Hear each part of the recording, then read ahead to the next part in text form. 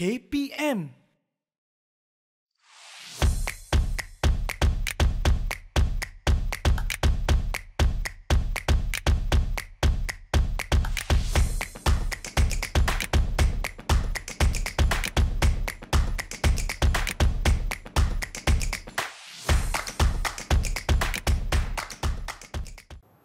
Assalamualaikum, salam sejahtera penonton didik TV KPM. Anda sedang menonton Bina Upaya Guru bersama saya Nisa K, pengacara anda pada hari ini. Sebuah lagi topik yang kita nak kongsikan berkaitan dengan hala tuju kemenjadian guru-guru. Sama ada guru-guru ini guru-guru di Bilik Darjah ataupun para pensyarah maupun mereka yang bekerja di bahagian pentadbiran. Terima kasih kepada semua yang menonton dan mengikuti sepanjang kami bersiaran. Satu lagi episod untuk anda mengetahui dengan lebih lanjut apa lagi hala tuju, apa lagi cabang-cabang kerjaya seseorang tenaga pengajar ataupun guru-guru di sekolah. Hari ini tajuk kita adalah latihan sangkutan industri dan akan berbincang dengan kami pada hari ini ialah Timbalan Pengarah Sektor Pembangunan Kejurulatihan dan Hubungan Industri BPLTV iaitu Teknologis Sufian Mahmud ataupun Cik Sufian. Selamat datang Cik Sufian. Terima kasih kerana sudi bersama-sama dengan kami di Bina Upaya Guru di sini pada hari ini. Baiklah, berbalik kepada tajuk kita, latihan sangkutan industri. Sebelum saya mulakan dengan soalan saya ada sedikit mukadimah. Untuk siapa latihan sangkutan industri ini sebenarnya? Latihan sangkutan industri ini dibuka kepada semua tenaga pengajar dalam bidang teknikal dan vokasional untuk mengikuti latihan dalam tempoh tertentu di industri yang dipilih. Jadi siapa yang sebenarnya layak memohon untuk menyertai program LSI ini ataupun latihan sangkutan industri ini? Semua tenaga pengajar di TVET, pendidikan TVET layak untuk memohon. Itu sama ada dari kolej vokasional, di institut latihan kemahiran awam yang lain. Ini sangat-sangat menarik untuk mereka tenaga pengajar di TVET ya. Jadi apa antara syarat-syarat nak memohon? Mestilah ada syarat-syarat kan Cik Sufian? Apakah dia syarat-syarat layak memohon bagi latihan sangkutan industri? Okey, sebelum itu saya nak maklumkan bahawa latihan sangkutan industri ini disediakan untuk semua tenaga pengajar TVET bagi mereka mendapat pengalaman, pengetahuan dan kemahiran berkaitan dengan kemahiran sebenar di industri lah. Supaya mereka didedahkan di industri dan boleh dibawa ke institusi masing-masing untuk disampaikan kepada pelajar-pelajar. Jadi apakah antara syarat-syarat yang mereka perlu penuhi untuk menyertai program latihan sangkutan industri ini? Pertamanya, tenaga pengajar itu perlulah bebas daripada masalah tindakan tata tertib lah sebagai penjawat awam kan. Kemudian dia perlu mendapat persetujuan ataupun sokongan daripada ketua jabatan di institusi masing-masing. Kemudian tenaga pengajar tersebut perlu mendapat kebenaran daripada pihak industri yang mereka nak sertai itu dan dia boleh memohonlah dalam untuk mengikuti LSI ini di industri berkenaan. Ada tak prasyarat yang perlu dipenuhi untuk pemohon? Mereka mesti mengikuti prosedur yang ditetapkan oleh pihak firma industri lah. Utamanya mesti seperti keperluan untuk CIDB, Suruhanjaya Tenaga, Jabatan Keselamatan dan Kesihatan, Pekerjaan dan juga Kementerian Kesihatan yang berkaitan lah dengan bidang yang mereka nak cukuri itu. Baik, jadi dalam masa 1 tahun, tempoh 1 tahun ini sebenarnya berapa kali permohonan dibuka untuk program LSI? Permohonan dibuka sepanjang masa, bergantung pada tahun semasa lah. Jadi kalau mereka nak memohon tahun semasa, mereka perlu memohon dalam tahun berkenaan dan mengikuti sepanjang tempoh 2 tahun dalam tempoh 2 tahun lah. Sekurang-kurangnya sebulan. Sebulan. Contohlah saya dah memohon LSI, tapi boleh ke kalau saya nak memohon LSI untuk kali kedua pada tahun tersebut atau tahun semasa? Untuk tahun semasa tidak boleh. Tidak boleh. Tapi untuk tahun berikutnya mereka boleh memohon. Dan setiap tahun tenaga pengajar ini boleh memohon untuk mengikuti latihan industri. Oh, maknanya tenaga pengajar yang sama boleh memohon untuk mengikuti program ini setiap tahun. Setiap tahun. Adakah pengisian setiap tahun itu sama atau berbeza? Dia di pengisian dalam bidang khusus mereka, tetapi tempoh yang ditetapkan ialah sebulan hingga 30 hari. Mana 30 hari hingga 3 bulan. Atau 30 hari hingga 90 hari lah. Wah, 30 hari hingga 90 hari itu bukanlah tempoh yang pendek, agak lama. Tapi mereka juga mempunyai tugas hakiki. Jadi bagaimana mereka membahagikan antara tugas hakiki dan juga mengikuti program LSI ini? Mereka boleh memilih ikut kesesuaian masing-masing lah. Sebab tempoh minimum dia ialah sebulan. Baik. Dan dalam tempoh sebulan itu mereka boleh buat secara berfasa. Boleh buat dalam 3 fasa dan setiap fasa itu tidak kurang daripada seminggu lah latihan yang mereka sertai itu. Jadi untuk next punya latihan mereka boleh teruskan sehingga cukup tempoh minimum sebulan. Maknanya dilakukan secara berfasa dan mengikut kesesuaian waktu masing-masing, ditambah pula dengan tugas hakiki. Termasuk juga hari hujung minggu dan juga hari cuti. Oh, boleh juga menggunakan masa yang terluang untuk mengikuti kursus ataupun program ini. Baiklah, kita akan berbicara dengan lebih lanjut mengenai latihan sangkutan industri ini yang di rumah. Jangan ke mana-mana, kembali selepas ini di Bina Upaya Guru Didik TV KPM.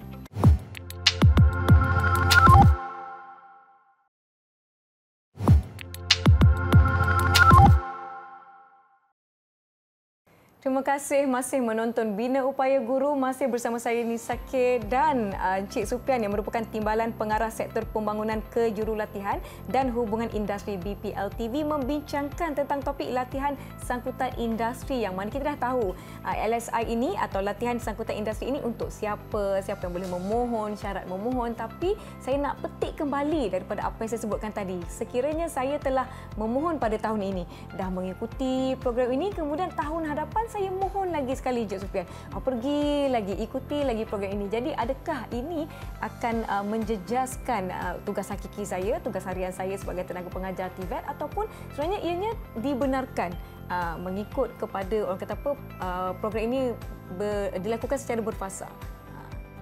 Okey, untuk latihan sangkutan industri ini, tenaga pengajar boleh memohon pada setiap tahun. Tapi bergantung kepada keperluan yang ditetapkan oleh pihak kolej ataupun institusi mereka lah. Kalau institusi mengatakan bahawa dia menjejaskan pembelajaran atau pelajaran di kolej, mungkin dia ditangguh dan diganti dengan orang lain. Begitulah seterusnya. Kalau tak ada masalah dari segi pengurusan di kolej ataupun institusi, mereka boleh memohon pada setiap tahun. Tidak ada masalah lah sekiranya ianya waktu ada, tidak mengganggu fokus pengajaran terhadap murid-murid. Dan disokong pula dengan jabatan. Disokong oleh ketua jabatan. Baik, boleh memohon setiap tahun. Jadi tempoh LSI ini disebutkan antara 30 ke 90 hari. Jadi mungkin boleh Encik Sufian boleh kembangkan lagi apakah yang berlaku sepanjang tempoh ini, berapa lama total yang diambil oleh mereka yang menyertai program LSI ini. Sebagaimana yang saya sebutkan tadi, untuk LSI ini tempohnya antara sebulan hingga 3 bulan. So dalam tempoh tersebut sama ada nak dibuat sekaligus ataupun dibuat secara berfasa. Minimumnya ialah 30 hari. 30 hari daripada 3 bulan yang ditetapkan itu. So dalam 30 hari itu boleh dibuat secara berfasa lah. Fasa 1, fasa 2, fasa 3. Setiap fasa minimumnya seminggu. Ataupun dalam seminggu untuk latihan lah. Kemudian sambung lagi pada waktu yang lain. Itu termasuk Sabtu dan Ahad pada minggu lah. Jadi itu kaedahnya, dan industri yang dipilih itu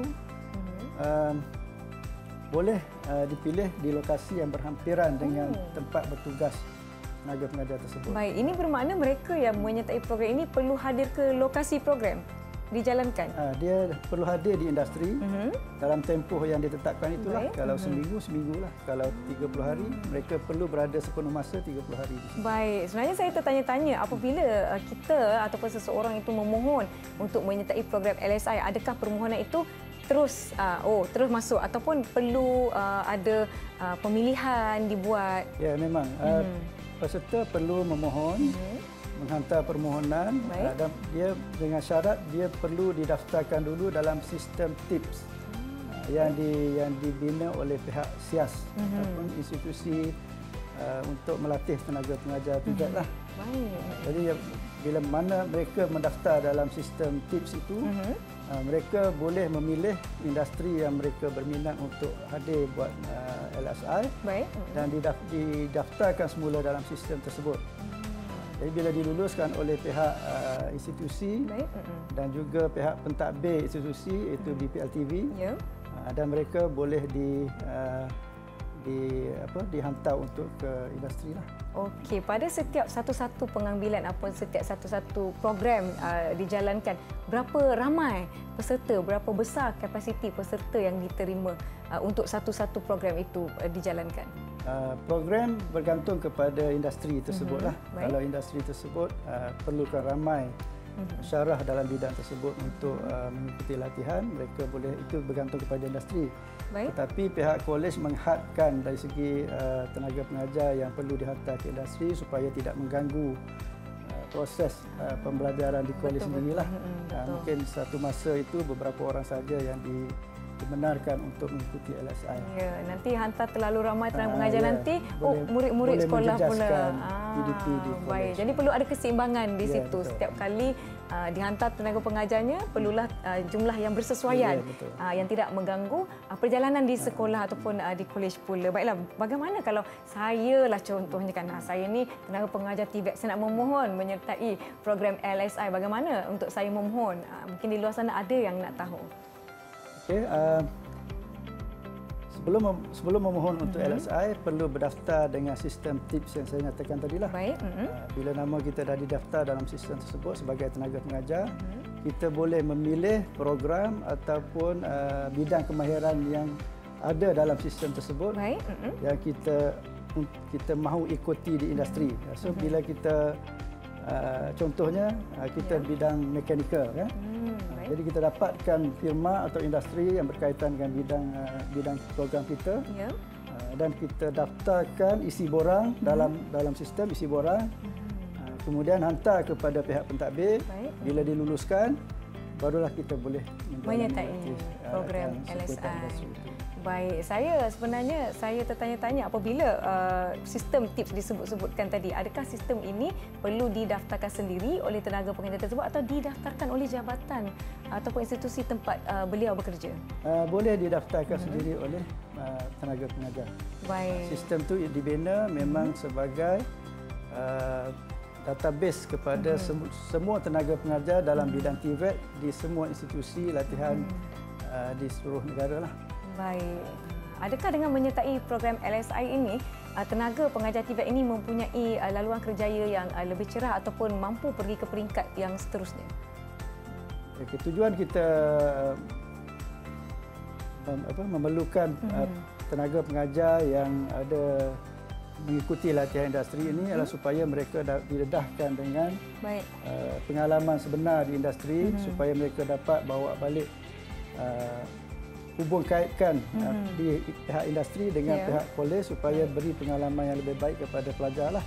Dan dari segi kerjaya, mereka sendiri dapat mengurangkan gap ataupun mengurangkan jurang antara tenaga pengajar TVET dengan pihak industri. Itu tujuan dia. Baiklah, kita akan berbicara dengan lebih lanjut bagaimana lebih informasi mengenai latihan sangkutan industri ini, tetapi kita nak rehat seketika. Penonton di rumah jangan ke mana-mana. Kembali selepas ini di Bina Upaya Guru Didik TV KPM.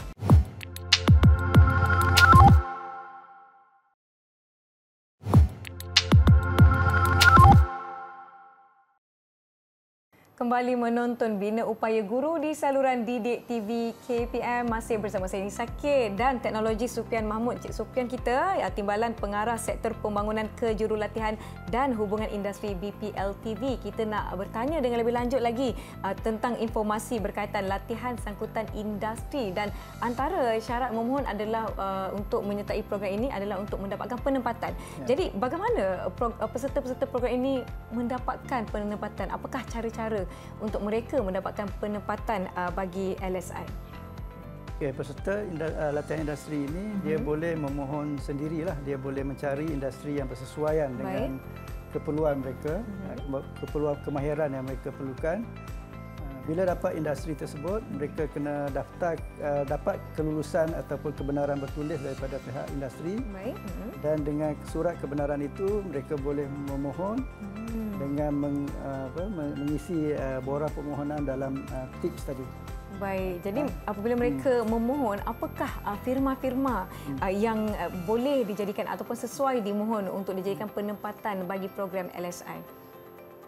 Firma tersebut mestilah yang kita utamakan firma yang berada di persekitaran 25 km daripada tempat bertugas. Baik. Itu yang pertama.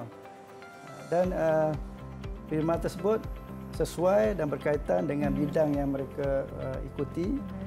Untuk mereka dapatkan pengalaman industri itu. Baik.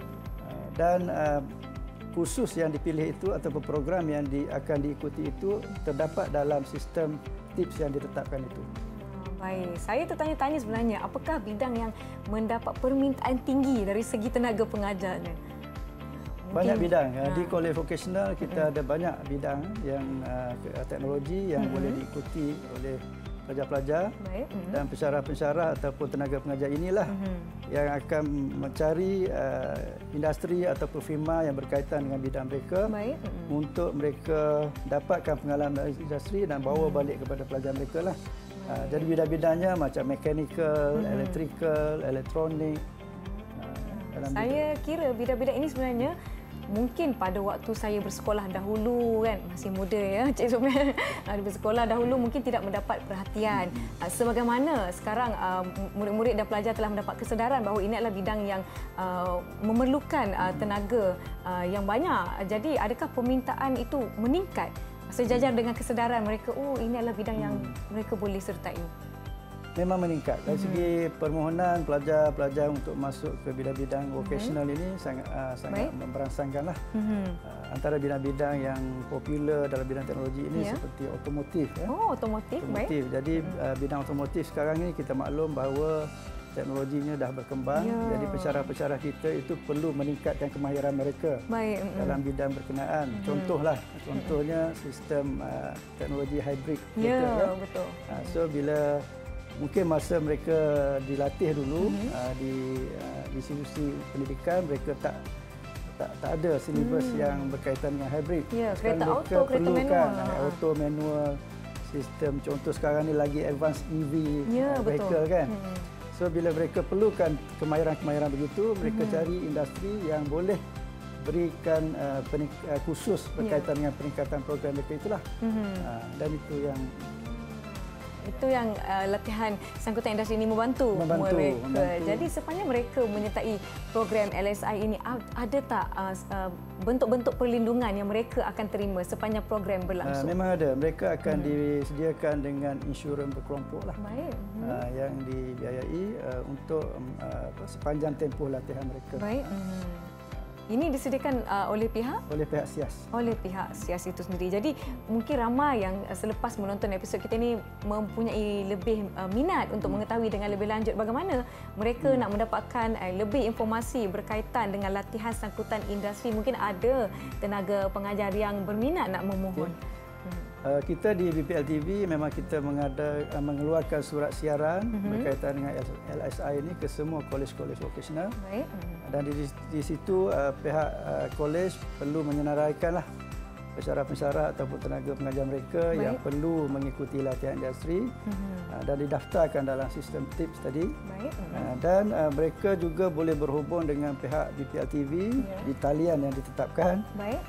Dan juga mereka boleh melihat panduan program latihan sangkutan industri yang kita edarkan kepada semua kolej untuk dirujuk bagi memahamkan mereka tentang bagaimana prosedur dan proses untuk mengikuti latihan industri ini. Baik, bercakap mengenai memohon, pasti ada dokumen-dokumen yang perlu kita sediakan. Apa antara dokumen penting yang Cik Sufian nak ingatkan pada mereka di luar sana yang mungkin berminat nak menyertai ataupun nak mengikuti program LSI ini? Saya pasti ramai tenaga pengajar yang saya baru tahulah mengenai LSI kan. Mungkin ada yang sama ini sibuk fokus pada murid-murid dan ingin mengikuti program ini. Jadi apakah antara dokumen penting yang mereka perlu ada, tak boleh dilupakan untuk memohon?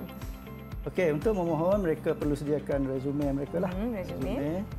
dan juga menyediakan senarai tugas hakiki mereka dalam bidang yang mereka inilah bidang latihan mereka itulah. Kemudian mesti menyediakan borang permohonan untuk penempatan. Boleh didapatkan daripada sistem TIPS tadi. Dan ada satu surat daripada pihak kolej ataupun pihak institusi yang mengesahkan bahawa mereka ini adalah tenaga pengajar di institusi berkenaan.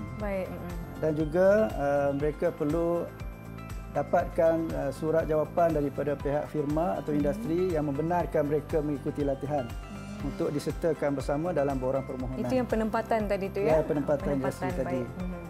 Dan perlu menyediakanlah keperluan-keperluan industri yang diperlukan seperti yang saya sebutkan sebelum ini, syarat CIDB dan sebagainya itu.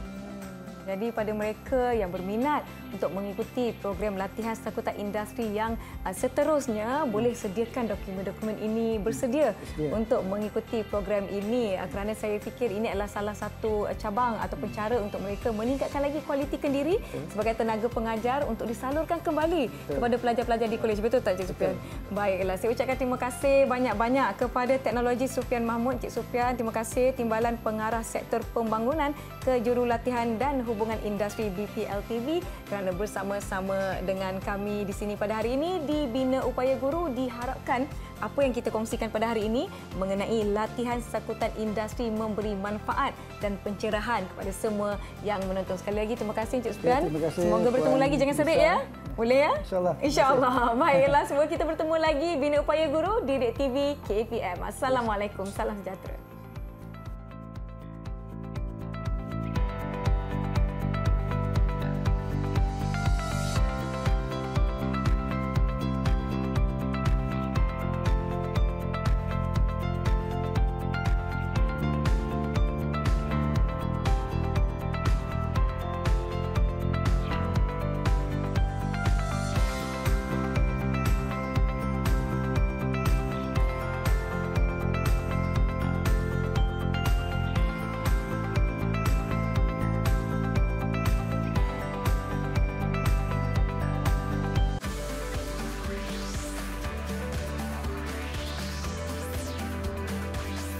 Didik TV KPM.